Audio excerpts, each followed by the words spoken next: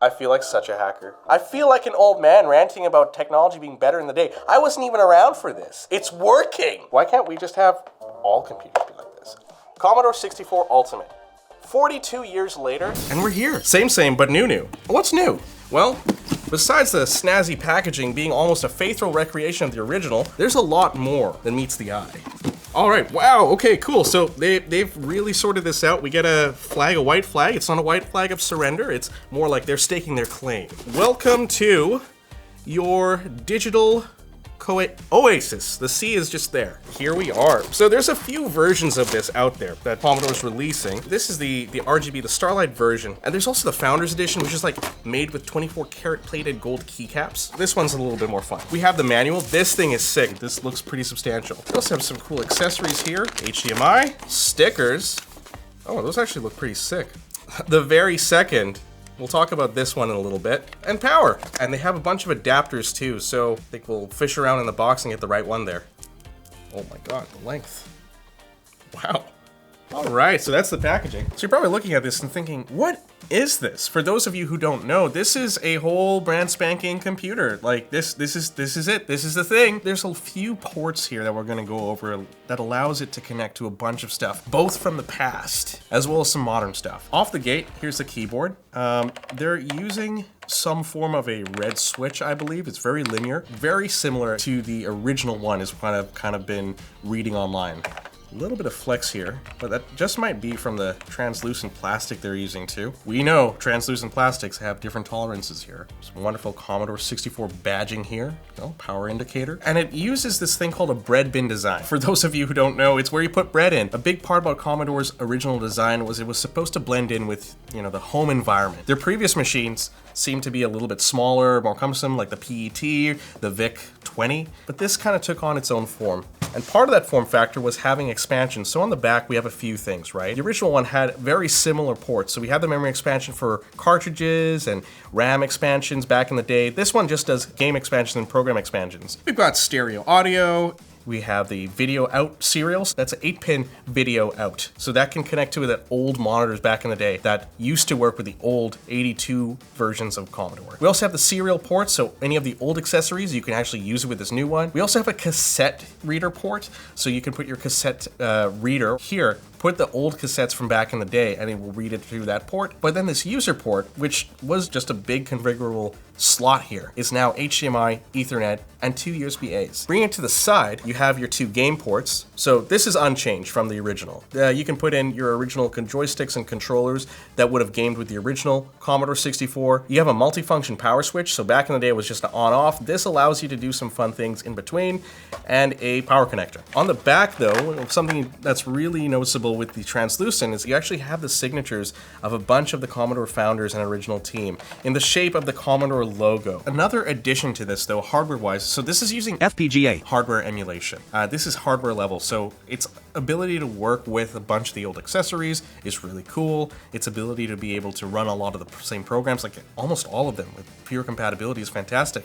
But another thing you might notice with the translucent is there's those 2 green things, and I believe those are the audio chips. Back in the day, the Commodore 64 was known for its audio. That's what beat it out on every spec and kind of made it that value buy for a lot of people. And on top of that, you can connect this thing to internet without needing a modem like back in the day.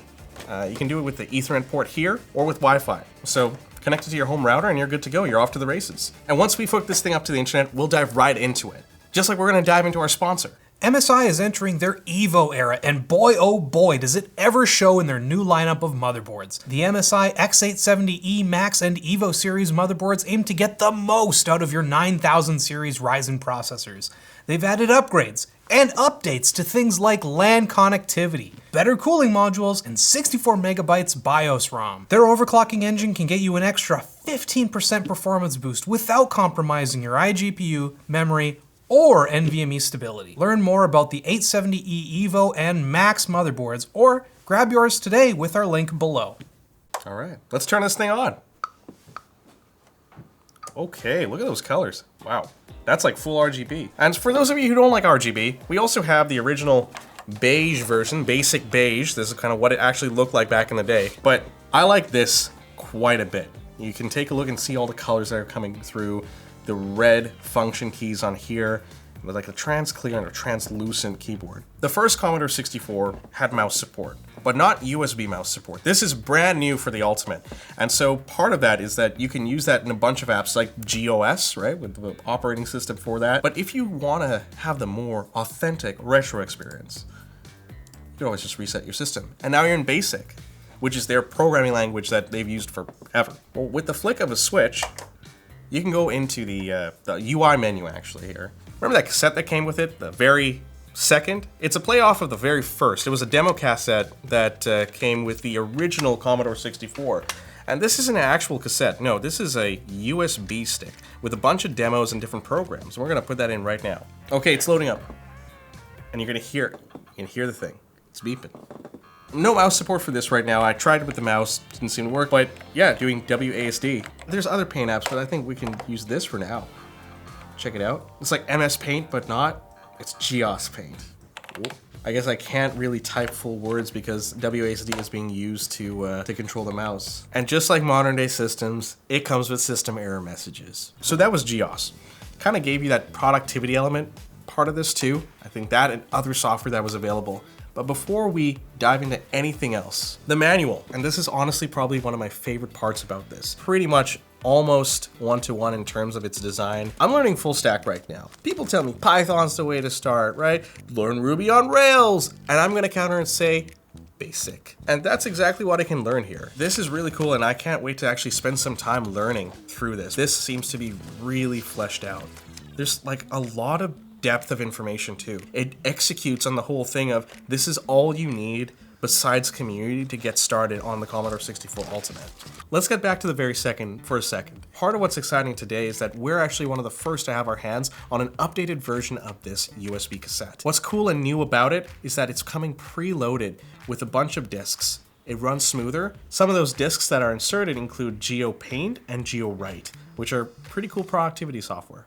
And before we do anything else, we're gonna connect to the internet. So let's go all the way down here. We're gonna do Wi-Fi today. Make sure that's all enabled. And like anything else, we can just select our access point. We're gonna go with Shawn Circuit. Then we go back and it should say link up, which means, hey, we're good. Save the changes to Flash. And we're off to the races so we can do a lot of fun things now. We're gonna run the disk, we're gonna see what happens. Oh, you hear that? Okay, so it has a speaker that's emulating the sound of a disk system. So back in the day, it didn't have a speaker, it had a disk system, which would whir and all that stuff, just letting you know that it's doing something. And if you didn't hear the sound well, then your system maybe needs to be reset. This is the experience. You'd wait about half an hour for a program to load, but we're not gonna wait half an hour for this to load. Back in the day, most computers were a 48 kilobyte RAM filled computer. This one went above the 48K, went to 64, so it had more RAM, great sound chips, and a ton more ability, I guess, with those things combined to do some cool things. And this new one has 128 megabits of RAM. So the new Ultimate can do things that the 82 version only could dream of. So demos are really cool. This is like community generated stuff, and that's one of the biggest things with the Commodore 64. It's that even though it came out in 82, the reason why this is happening is because of the community. And we're gonna dive into Return of the Matrix 2. And these demos, they really push the envelope. As you can see, it went from a basic screen, now it's all of a sudden it has all this, all these different characters on the screen, and that's part of the demo. You're gonna hear all this music, and you're seeing the Matrix-y font pop up. That's sick. That's actually so cool. And you can also take a look and see how the entire keyboard and the power button are reacting to the sounds. I mentioned that there's like twice the amount of SIDs. Those are virtual ones. But if you really wanted to, you could take the original SID chips and just put that in here. Yeah, the 3D graphics and stuff like that. You're seeing the shading, and that's what part of the power this thing has, right? It's just a testament to just how unique it was in a time where computing seemed to be pretty expensive, and you didn't seem to get that much for what you paid for. And then something like this comes along, which is that $595 USD back then, and it had this, and it tried to really corner the market based on its graphics and sound performance. Part of that price was what got this into the households of so many people. But then there was another price cut that happened around 1984, post the video game market crash. This was a perfect opportunity for Commodore to really rise up, and they ended up doing that. They became to this date, the best-selling home computer of all time. They sold 12 million units, or north of that. We're gonna try some video games. There we go. So we're gonna try Bomberland, legally distinct from Bomberman. Part of it, you've noticed, is hey, we're actually using the USB mouse because this thing got an update recently. Oh, it's detecting it as like a bad input. I see. That nostalgic experience of the game working, but only when it wants to. Did you blow on it? Yeah, oh, there we go. You know what? I forgot. I swear, if that worked. That worked. That worked, okay. This is Bomberland. The land whose residents like explosive events. You can see very different controls, but this is one of the many games we have. Robot jet action sounds the least problematic, but it could also be the most problematic. See, I lowered it pretty quick. For a, you know, 9.5 an hour. That was a fraction of it. But see, it's cinematic too. I really care about Jetpack Robot. There's a star. Nintendo didn't copyright the star yet. Family friendly. This seems to be a single button joystick game. We're gonna play a little thing called Funk Paint. we have a mouse. L T T. I'm a graphic my passion. Now, I've heard there's some really interesting stuff happening under the hood, so let's pop it off and see what we can find. Gonna use my handy dandy LTT Source screwdriver. And it seems it's just the 1, 2, 3 screws here. Wow, yeah, some cables here that we just need to disconnect.